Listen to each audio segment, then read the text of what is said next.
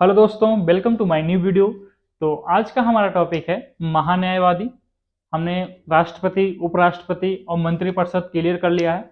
आज का टॉपिक है हमारा महान्यायवादी। आज समझेंगे महान्यायवादी क्या होता है। तो ये जो महान्यायवादी है, ये क्या होता है? कार्यपालिका का अंग होता है। ठीक है,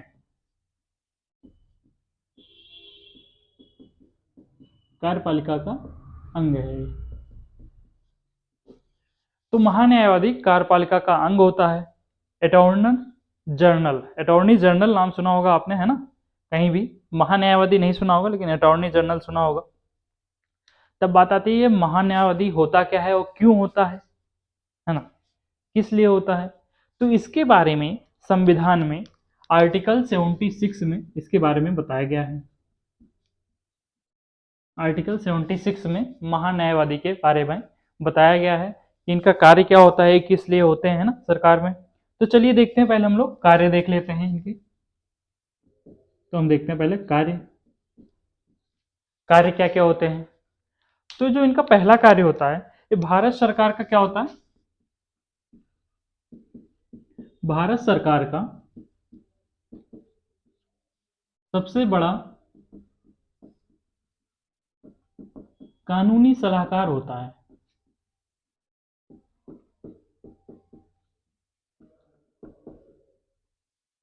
अभी क्या होता है कि ये भारत सरकार का सबसे बड़ा कानूनी सलाहकार होता है। चलिए हम इसको मैं आसान भाषा में समझाता हूं आपको। क्या होता है कि जैसे देखिए, हम लोग का क्या होता है, कोई भी अगर हम लोग केस करते हैं या हमें कोई केस लड़ना हो, तो हम सबसे पहले क्या करते हैं? वकील ढूंढते हैं अपना, है ना? प्राइवेट वकील ढूंढते हैं, फिर हम अपना केस फाइल करवाते हैं, फिर लड़ते हैं। उसी प्रकार से भारत सरकार के भी पूरे भारत में बहुत सारे केसेस होते हैं सरकार के खिलाफ।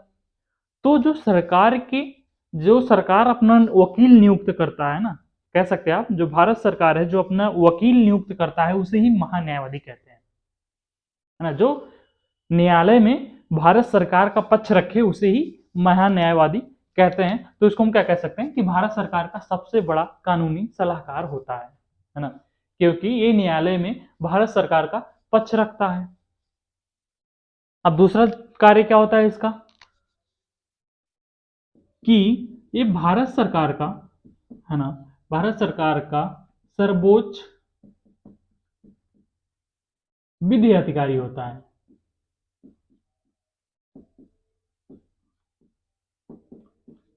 अब क्या होता है कि सर्वोच्च विधि अधिकारी का मतलब क्या है? ये भारत सरकार का सर्वोच्च विधि अधिकारी का क्या मतलब हुआ? Law officer. जैसे मैंने बताया कि ये क्या करता है, जैसे भारत सरकार के खिलाफ कोई भी केस फाइल किया जाता है ना, कहीं भी होता है, तो जो वकील, इसको हम समझ सकते हैं कि सबसे बड़ा वकील होता है सरकारी वकील, है ना? सरकार का, जो हमारी गवर्नमेंट है उसका वकील, अगर कहीं भी, है ना, पूरे इंडिया में कहीं भी सरकार के खिलाफ कोई भी केस फाइल होता है, तो उसके लिए ये केस लड़ता है ना? न्यायालय में भारत सरकार का पक्ष रखता है। तो इसको हम कह सकते हैं भारत सरकार का सर्वोच्च विधि अधिकारी होता है, लॉ ऑफिसर होता है। अब बात आती है कि एक महान्यायवादी तो होगा नहीं, है ना? एक अटॉर्नी जनरल तो कहाँ कहाँ देखेगा, है ना? अगर पूरे देश में ही केस हो रहे हैं उनके ऊपर, एक जगह तो हो नहीं रहा कि अकेला वो कर लेगा। तो बहुत सारे उसके अधीनस्थ कार्य करते हैं, बहुत सारे अधिकारी महान्यायवादी के अधीनस्थ वर्क करते हैं, जो पूरे देश में सरकार का पक्ष रखते हैं न्यायालय में। ठीक है, ये समझ में आया होगा। तीसरा देख लेते हैं, ये जो महान्यायवादी होता है ना, ये भारत सरकार का पक्ष न्यायालय में प्रस्तुत करता है।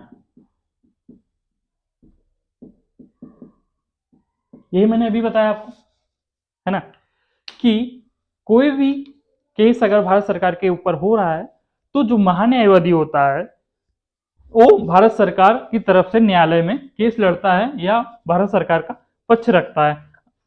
अब बात आती है कि बहुत सारे, जैसे इतने राज्य हैं, इतने न्यायालय हैं, निचला सदन, उचला सदन, है ना, हाई कोर्ट, सुप्रीम कोर्ट, तो कहाँ कहाँ पे एक महान्यायवादी जाएगा, है ना, भारत सरकार को प्रेजेंट करेगा। तो इसलिए बहुत सारे विधि अधिकारी बनाए गए हैं जो कि महान्यायवादी के अधीनस्थ होकर कार्य करते हैं। तो कौन कौन से अधिकारी होते हैं इनका मैं कुछ नाम लिख दे रहा हूं यहाँ पे। जैसे कि एक नाम सुना होगा आपने, सॉलिसिटर जनरल, है ना, सॉलिसिटर जनरल, या इनको आप सरकारी वकील कह सकते हैं।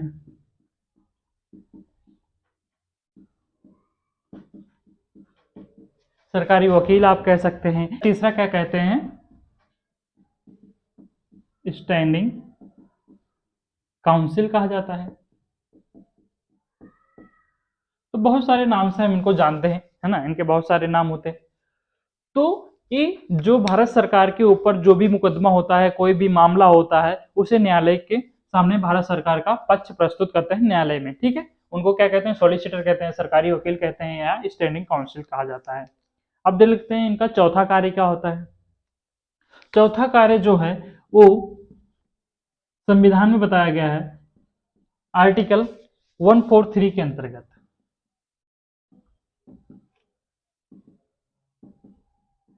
अब चलिए देख लेते हैं कि आर्टिकल 143 में क्या कहा गया है, कि राष्ट्रपति जी की ओर से न्यायालय में प्रस्तुत होते हैं। अब बात आती है कि राष्ट्रपति की ओर से न्यायालय में प्रस्तुत होने का क्या मतलब है। चलिए इसको ध्यान से समझिएगा। न्यायालय, या कह सकते हैं सुप्रीम कोर्ट, है ना, सुप्रीम कोर्ट में प्रस्तुत होना होता है इनको। जैसे देखिए कि संविधान में लिखा गया, हमने पढ़ा है कि राष्ट्रपति कोई भी जो उनको सुझाव चाहिए होता है या कोई सलाह चाहिए तो उच्च न्यायालय से वो सलाह ले सकते हैं। तो राष्ट्रपति खुद तो चल के जाएगा नहीं, है ना, खुद चल के जाएगा नहीं न्यायालय में कि चलिए अपना वो राय रखेगा तो उनसे क्या निर्णय मिलता है, क्या सलाह मिलता है। तो किसको भेजता है, तो राष्ट्रपति महान्यायवादी को भेजता है सुप्रीम कोर्ट में, है ना। जो राष्ट्रपति के विचार रहते हैं वो जो महान्यायवादी होता है वो उच्च न्यायालय के सामने रखता है, और जो उच्च न्यायालय में न्यायाधीश होते हैं, 5 न्यायाधीश मिलकर, है ना, कम से कम 5 न्यायाधीश, उसको जो राष्ट्रपति जी ने भेजा है जो सलाह लेने के लिए, उसको 5 न्यायाधीश मिलकर सुनते हैं, फिर उस पर जो निर्णय देते हैं, जो सलाह देते हैं, तो आके फिर राष्ट्रपति जी को बताता है। कौन जाता है, महान्यायवादी। ये इसका इंपॉर्टेंट वर्क होता है कि राष्ट्रपति की ओर से न्यायालय में इसको प्रस्तुत होना होता है। तो एक इंपॉर्टेंट हो गया इसका, है ना। अब देख लेते हैं सबसे लास्ट एक है इनका जो इंपॉर्टेंट एक वर्क है, लास्ट है, कि ये संसद में भाग ले सकते हैं। संसद में भाग लेना, संसद में भाग लेने का क्या मतलब है, इसके बारे में आर्टिकल 88 में बताया गया है।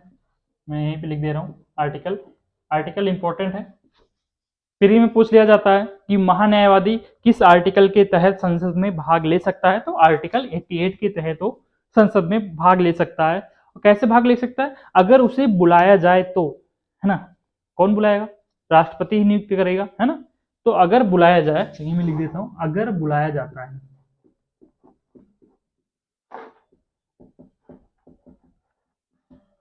खुद से नहीं जाता है ना, ये खुद से संसद में नहीं जाता है, अगर इसे बुलाया जाता है तब वो जाता है।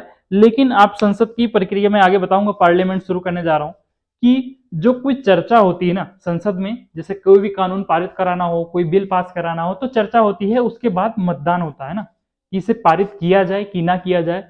तो ये मतदान नहीं कर सकता, है ना, क्योंकि उसके संसद के सदस्य ही मतदान कर सकते हैं। क्योंकि ये संसद का सदस्य नहीं है इसलिए मतदान नहीं कर सकता। तो एक इंपॉर्टेंट पॉइंट हो गया कि मतदान नहीं कर सकता,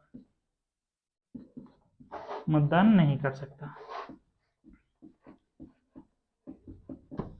तो इतने सारे कार्य के लिए महान्यायवादी को बनाया गया है, जो हमने देखे 5 कार्य इंपॉर्टेंट है ना। इन 5 कार्यों के लिए महान्यायवादी को बनाया गया है, अटॉर्नी जनरल को। तो बहुत सारे अटॉर्नी जनरल हैं प्रेजेंट टाइम पे हमारे यहाँ पे, है ना। एक कार्यपालिका का एक महत्वपूर्ण अंग होता है कि जो भारत सरकार को रिप्रेजेंट करता है, कहाँ पे, न्यायालय में, है ना। अगर इसके भारत सरकार के विरुद्ध कोई भी केस मामला आता है तो भारत सरकार को रिप्रेजेंट करता है महान्यायवादी। तो आपको ये कार्य समझ में आ गया होगा। अब बताती है इनकी नियुक्ति कैसे होती है ना, क्या योग्यता होनी चाहिए, क्या कार्यकाल होता है, और इनको क्या पर सर्विंग मिलता है, क्या सैलरी मिलती है। चलिए इसको आगे देखते हैं। मैं इसको साफ कर देता हूं, फिर आगे बताता हूं आपको। आई होप ये आपको वर्क समझ में आ गया होगा, बहुत इंपॉर्टेंट है। 5 वर्क हमने देखे हैं, आप पांचों एज इट इज नोट्स बना लीजिएगा, है ना, सिंपल सा नोट्स है, यही आपको याद करना है, यही आपको पेपर में भी लिखना है। तो चलिए देख लेते हैं नियुक्ति कैसे होती है। तो आपको पता है कि भारत सरकार में जितनी भी नियुक्ति होती है किसके द्वारा होती है, राष्ट्रपति के द्वारा। तो इनका महान्यायाधीश की भी नियुक्ति कौन करता है, राष्ट्रपति ही करता है, राष्ट्रपति द्वारा इनकी नियुक्ति होती है।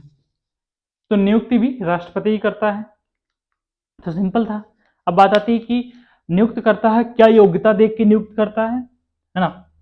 जैसे वो राज्यसभा में किसी भी सदस्य को नियुक्ति करता है तो क्या देखता है, हमने पढ़ा था राष्ट्रपति के बारे में जब पढ़ रहे थे, है ना, कि वो सामाजिक होना चाहिए, उसे साइंस के टेक्नोलॉजी के बारे में नॉलेज होना चाहिए। तो ये सब देख के ही वो राज्यसभा में किसी भी व्यक्ति को नियुक्ति करता था।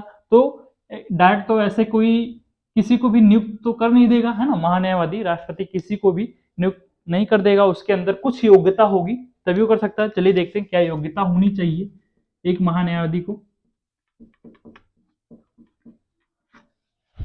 तो इंपॉर्टेंट है योग्यता क्या होनी चाहिए। तो उच्चतम न्यायालय, है ना, सुप्रीम कोर्ट में ऐसे लिख दे रहा हूं शॉर्ट फॉर्म में, सुप्रीम कोर्ट के जो न्यायाधीश होते हैं, है ना, पहले समझ लीजिए, जो उच्चतम न्यायालय के न्यायाधीश होते हैं वो बनने का योग्य होना चाहिए, है ना। उच्चतम न्यायालय के जो न्यायाधीश होते हैं उस न्यायालयधीश बनने का उसके अंदर क्या होना चाहिए, गुण होना चाहिए, योग्यता होनी चाहिए एक उच्चतम न्यायालय का न्यायाधीश बनने का। तो सुप्रीम कोर्ट का न्यायाधीश बनने की योग्यता होनी चाहिए, है ना। जो न्यायाधीश बनने की योग्यता रखता है सुप्रीम कोर्ट का, उसे ही महान्यायवादी बनाया जाता है ना। तो ये योग्यता हो गई। अब इसको हम देखेंगे कि क्या योग्यता होती है न्यायाधीश, जब हम लोग सुप्रीम कोर्ट के बारे में पढ़ेंगे तो हम आगे चर्चा करेंगे इसके बारे में कि न्यायाधीश की बनने के लिए क्या क्या योग्यता होगी। तो हम ये पॉइंट वहां पे क्लियर हो जाएगा। अब बात आती है कि इनका कार्यकाल कितना होता है। देख लेते हैं कार्यकाल कितना होता है। तो इनका कोई कार्यकाल फिक्स नहीं होता है ना। जैसे इनका कार्यकाल फिक्स नहीं होता है, किसके द्वारा होता है, राष्ट्रपति के प्रसाद पर्यंत पद धारण करता है। राष्ट्रपति द्वारा ही होता है ना, कि एक सिंपल सी बात आ गई कि जब तक ये नियुक्ति कौन करता है, राष्ट्रपति द्वारा किया जाता है, नियुक्ति किया जाता है। तो जब तक राष्ट्रपति चाहता है तब तक वो पद पे बना रह सकता है। अब प्रसाद पर्यंत का मतलब ये बताता हूं मैं आपको। प्रसाद पर्यंत का मतलब कि नियुक्ति भी यही करता है और ये बीच में निकाल भी सकता है ना। ऐसा नहीं, कभी भी ये राष्ट्रपति इसको निकाल भी सकता है अगर उसको कुछ कमी लगती है, और किसी को भी उस समय वो नियुक्ति दोबारा कर सकता है। तो राष्ट्रपति जब तक चाहे, मतलब प्रसाद पर्यंत का मतलब प्रसाद दे देना, है ना, उसका जब तक हाथ है उसके ऊपर तब तक वो बना रहता है ना, तब तक प्रसाद पर्यंत ये पद धारण करता है। और ऐसा नहीं है कि राष्ट्रपति खुद से करता है, ये आर्टिकल में इसके बारे में लिखा गया है, आर्टिकल 66, है ना, इसके बारे में लिखा गया है संविधान में आर्टिकल 66 में, ठीक है, कि राष्ट्रपति जब तक चाहेगा तब तक वो महान्यायवादी का पद धारण किए रहेगा। लेकिन ऐसा व्यवहार है हमारे यहाँ पे, एक ऐसी परंपरा है कि जब तक, है ना, जब तक मंत्रिपरिषद का गठन रहेगा तब तक ये महान्यायवादी बना रहेगा, और जैसे ही मंत्रिपरिषद विघटित होगी तो अपना ये पद त्याग देता है। बस ध्यान ये रहता है कि जैसे जो हमारे प्रधानमंत्री हैं, मान लीजिए इनका कार्यकाल समाप्त हो जाता है और जब तक चुनाव दोबारा नहीं हो जाएगा, है ना, जब तक फिर से चुनाव नहीं होता है तब तक वो प्रधानमंत्री के पद पर बना रहता है। जब चुनाव होता है, कोई पार्टी विजयी होती है, तब अगर ये प्रधानमंत्री जैसे नरेंद्र मोदी जी नहीं बने कोई और बना तब वो जाके पद धारण करता है राष्ट्रपति के माध्यम से, है ना, शपथ लेके। लेकिन अगर जब तक चुनाव चल रहे हैं, जब तक उसके रिजल्ट नहीं आ रहे हैं, तब तक प्रधानमंत्री जो मोदी जी हैं वो प्रधानमंत्री बने रहेंगे। उसी प्रकार से जो महान्यायवादी होता है, जब तक सरकार चलती रहती है ना, जैसे मंत्रिपरिषद विकसित होने के बाद भी जब नए मंत्रिपरिषद का गठन जब तक नहीं हो जाता है, तब तक महान्यायवादी कार्यकाल पर बना रहता है। और जैसे ही मंत्रिपरिषद का कार्यकाल समाप्त हो जाता है, नई मंत्रिपरिषद बनती है, तो महान्यायवादी का भी कार्यकाल समाप्त हो जाता है। ठीक है, ये आपको समझ में आया होगा। अब चलिए देख लेते हैं कि इनको पारिश्रमिक क्या मिलता है, सैलरी क्या मिलती है। पारिश्रमिक की अगर बात करें तो इनको क्या दिया जाता है, तो इनको कोई भी पारिश्रमिक नहीं मिलती है, इनको कोई भी सैलरी नहीं मिलती है। वो राष्ट्रपति द्वारा निर्धारित होता है कि कितना दिया जाएगा, राष्ट्रपति द्वारा निर्धारित होता है। इनकी कोई फिक्स सैलरी नहीं होती। सैलरी किसे कहते हैं, जो महीने में आता है अकाउंट में, है ना, कि जैसे हम जॉब कर रहे हैं, भले ही हम 10 दिन 5 दिन रहेंगे, लेकिन पूरे महीने की सैलरी हमको मिलती है ना, उसे ही हम सैलरी कहते हैं। लेकिन इसमें कोई पारिश्रमिक, कोई भी सैलरी नहीं दी जाती। इसमें केस के हिसाब से पैसा मिलता है ना, कि कितने दिन कोर्ट में भारत सरकार के जो केस होते हैं, कितने केस में वो शामिल रहा है, उसी प्रकार के उसको पैसे दिए जाते हैं। लेकिन ध्यान देने वाली बात है कि ऐसा नहीं है कि इनको पैसे कम मिलते हैं ना, ये महीने के करोड़ों बना लेते हैं। तो यहाँ से बहुत पैसा कमाते हैं महान्यायवादी, है ना, बहुत पैसा है इस पे, इस पद में। अब चलिए एक पॉइंट देख लेते हैं कि जो हम सारी चीजें, है ना, जो हमने संसद प्रणाली अपनाई है, कहाँ से अपनाई है, यूके से अपनाई हुई है। तो थोड़ा अंतर देख लेते हैं दोनों में कि भारत में कैसा होता है और यूके में क्या है। तो देख लेते हैं भारत में जो महान्यायवादी होता है या यूके में होता है। तो जो भारत में होता है महान्यायवादी, वो स्वतंत्र होता है, ये स्वतंत्र पद है। बात आती है स्वतंत्र कैसे है, मैं बताता हूं आपको। ये जो स्वतंत्र पद दिया गया है, इनको किस प्रकार से दिया गया है, जो महान्यायवादी होता है यहाँ पे भारत में क्या कर सकता है, प्राइवेट केस भी लड़ सकता है ना। ये सरकारी वकील है, लेकिन ये प्राइवेट केस भी ले सकता है। और कब नहीं, लेकिन एक शर्त है कि कब वो प्राइवेट केस नहीं ले सकता। अगर जो प्राइवेट केस है वो भारत सरकार के खिलाफ है, तब वो प्राइवेट केस नहीं ले सकता, अन्यथा वो स्वतंत्र पद है, वो प्राइवेट केस भी साथ साथ में ले सकता है। क्योंकि बात आती है कि अगर इनका कार्यकाल समाप्त हो जाता है तो महान्यायवादी क्या करेगा, है ना, क्या वर्क होगा उसका, तो प्राइवेट केस भी लड़ सकता है। तो हम कह सकते हैं स्वतंत्र पद है। लेकिन यूके में ऐसा नहीं है, यूपी में स्वतंत्र पद नहीं है। अब यूके में और क्या होता है कि जिसे महान्यायवादी किसे बनाते हैं वहां पे, जो मंत्रिमंडल का सदस्य होता है, मंत्रिमंडल का सदस्य को महान्यायवादी बनाते हैं, है ना। अटॉर्नी जनरल किसको बनाते हैं, जो मंत्रिमंडल का सदस्य है। लेकिन हमने क्या देखा, अभी क्या समझा कि वो मंत्रिपरिषद का सदस्य नहीं होता है, ये राष्ट्रपति अपने विवेकाधीन किसी को भी बनाता है। तो वैसे विवेकाधीन तो नहीं बनाता है, क्योंकि हमने पढ़ रखा है आर्टिकल 53 क्लोज 1 या आर्टिकल 74 क्लोज 1 के तहत कि जो भी कार्य करता है वो मंत्रिपरिषद की सलाह से करता है। तो जो मंत्रिपरिषद या प्रधानमंत्री जिसको सलाह देते हैं, उसी को अटॉर्नी जनरल बना देता है राष्ट्रपति। तो यहाँ हमने देखा कि वो मंत्रिमंडल का सदस्य नहीं होता। तो आई होप आपको ये समझ में आया होगा महान्यायवादी के कार्य क्या होते हैं ना, इनको नियुक्ति कैसी होती है, योग्यता कैसे कराया जाता है, इनका कार्यकाल क्या होता है, इनको क्या पारिश्रमिक मिलता है। तो ये मैंने यहाँ पे आपको तुलना भी कर दिया है भारत और ब्रिटेन में। तो बहुत इंपॉर्टेंट है, आप एज इट इज नोट्स बना लीजिएगा, अपने हिसाब से लिख लीजिएगा। ठीक है, तो मिलते हैं गाइस कल नेक्स्ट वीडियो में। मंत्रालय और विभाग को लेके कल हम चर्चा करेंगे, मंत्रालय के और विभाग के बारे में, है ना, कैसे पद बांटे जाते हैं हमारे मंत्रिमंडल में। तो मिलते हैं गाइस कल नेक्स्ट वीडियो में। अगर वीडियो आपको अच्छा लगा हो तो वीडियो को लाइक कर दीजिएगा, चैनल को सब्सक्राइब कर लीजिए, अपने दोस्तों को जरूर शेयर कीजिए। Thank you guys.